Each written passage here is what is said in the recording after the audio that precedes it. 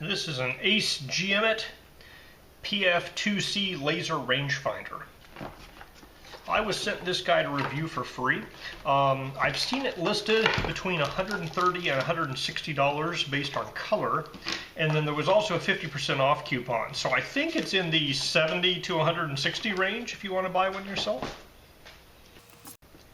Alright, so in the box we have a charging cable which looks like USB-A to USB-C, a lens cleaning cloth, inspection card, a wrist strap, and a little instruction booklet folder brochure manual.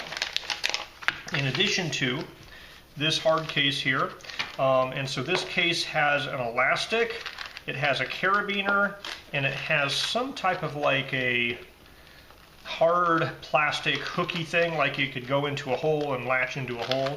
Maybe there's going to be a kind of like a belt clip or something this would hook to, I don't know.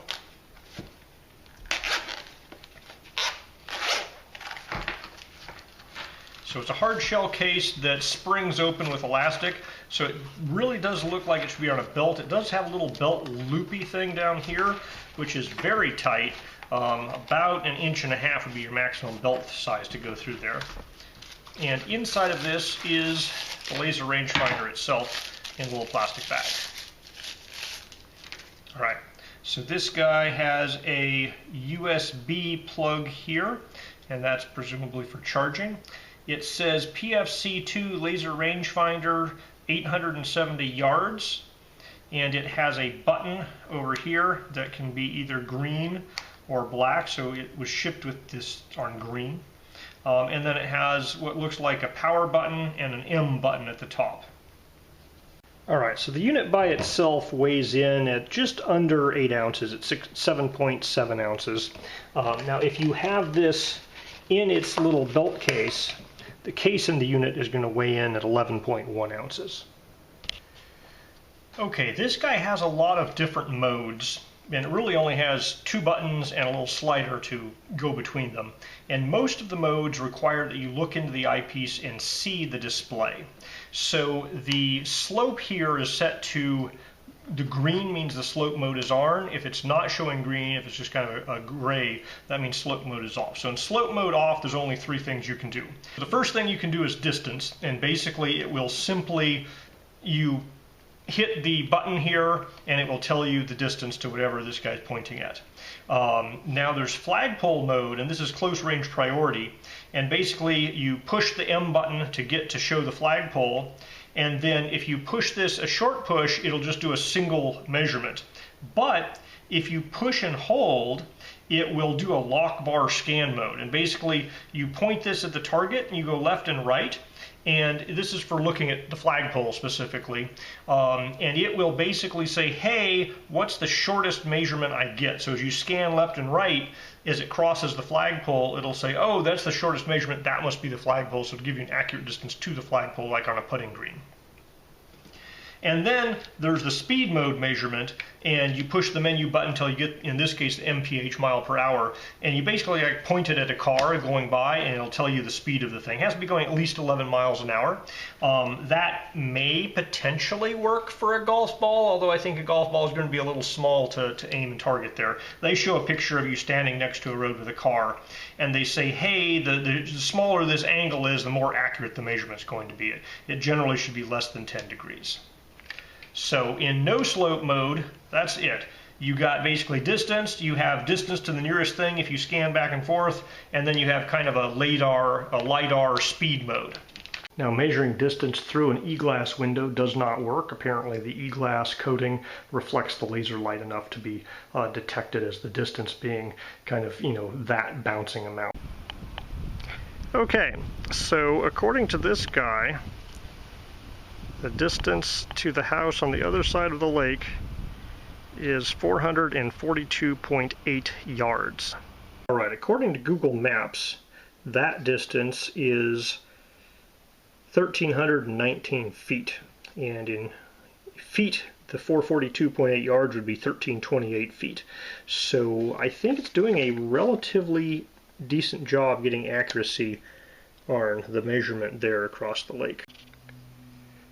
So in flagpole mode, you press and hold, and it will tell you, oh, there's the distance, 34 feet. If you swipe it to a closer area, it'll keep the closer distance. So basically the idea here is you swipe it across the flagpole, and it'll tell you the distance to the flagpole.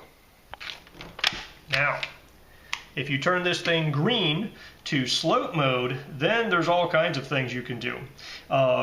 So the first one is golf slope mode, and basically you aim at a target and it'll give you the measured distance between you and the target. And then it also displays the slope distance based on, the angle that this guy is being held above vertical, and that has to be, plus or minus 20 degrees is the range in there.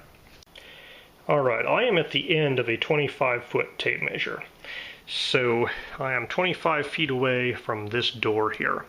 And if I take a measurement here, it will say, hey, you're 25.6 feet away, and the ballistic distance is 21 feet.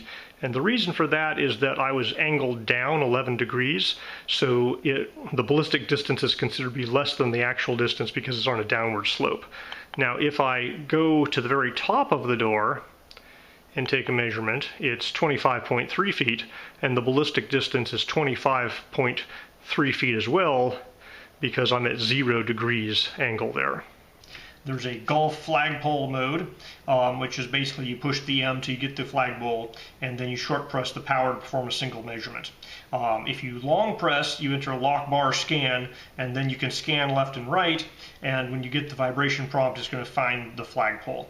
And so it'll also tell you some ballistic compensation distance if it's off level. They have the 2-height measuring mode, which is kind of cool. You basically activate the measuring mode. It looks like a little tree with arrows on it. And then you aim at the top of the thing, and you press the measure button, or the power measure button, and you get the top and the angle. And then you move it down to the bottom, and you press the button again. And it will tell you the height between the top and the bottom, and also the angular distance between the top and the bottom. We are going to try to do a height measurement on this telephone pole here. So we turn it on, we go up here, and we get a measurement.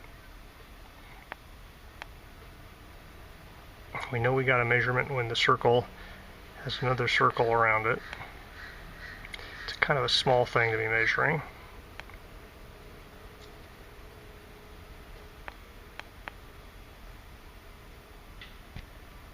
Okay, it says the top is 76.8 feet.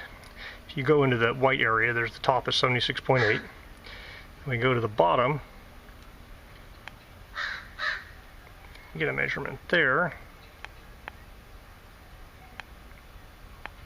Which is a lot easier when you're looking through there. I got a measurement there, and it basically says, okay, the height of that guy is 20.7 feet, and it also has the angular difference. There is 16 degrees angular difference. You can see all these numbers through the scope when you're looking with eye. Just when you have a camera held up to the back of it, it's not easy to see. And it's hard to get a good view just holding this camera to the back of this guy, but you can see all of those measurements completely, and you have a much wider field of view when you actually have your eye up against this guy. He is right at the edge of the range of this guy, and it's having a hard time getting a reading on that guy. If I scoot over this way a bit to something a little bit closer,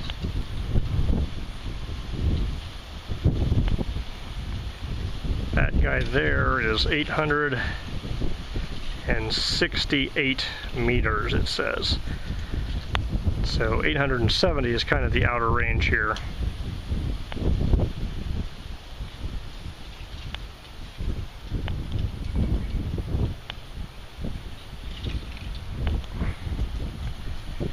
Yep, we lost it.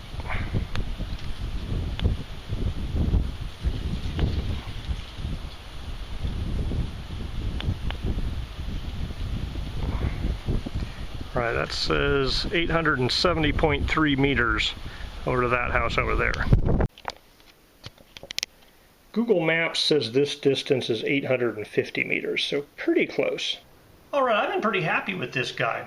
The display is easy to see even in daylight. All you have to do is focus this guy a little bit to make sure it's nice and sharp, and it kind of overlays that black display on top of things. It helps if you put the display up to clouds or the sky. If you have a dark, noisy background, it's a little hard to see the black text on that dark background. But you can, take a measurement and then move it up or down to make the display easier to see. It's got lots of modes. It has the basic just, distance, but it also has modes where it will say, okay, calculate the height between 2 points by taking a measurement at the base, taking a measurement at the top. It has modes where it'll do a laser speedometer. It has things where it calculates the ballistic distance of the ballistic shot of a golf ball. And you can change the measurements between feet, meters, and yards pretty easily. Now the speed measurement is always miles per hour, so I haven't been able to find a way to calculate kilometers per hour, so it looks like the speed measurement's always going to be miles per hour.